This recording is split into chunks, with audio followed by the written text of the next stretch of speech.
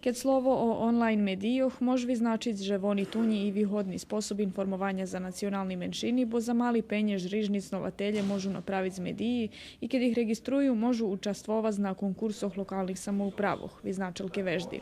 Keď znamy, že Rusnaci žijú u 8 opštinoh, całkom bi moglo zadumać, że u każdej od tych opštinah istnuje voljen po jeden online medij i že on učestvuje na konkursoch i že bere penježi, že bi še informovalo rusku zajednicu. Može se zadumati, že dejaki mladi ljudje, novinare, že bi še našli u redakciju takih medijov, že bi produkovali to ti medijni zmisti. Na konferenciji bešedovane i o drugih temoh, kotri še odnoša na menšinske informovanje, jak su to poglavje 23, problematični medijski zakoni, privatizacija i podobne. Všetky tri vyhľadovania, o kotrih bešedovane, bi u aprilu mali bud zvidrukovani, a potim še planuju išće 3 tribini, jak i tvorenje novej medijskej strategiji. Shod organizoval Centar za rozvoj civilnog društva, a realizovani je s potrimovku Fondaciji za otvorene društvo Srbije.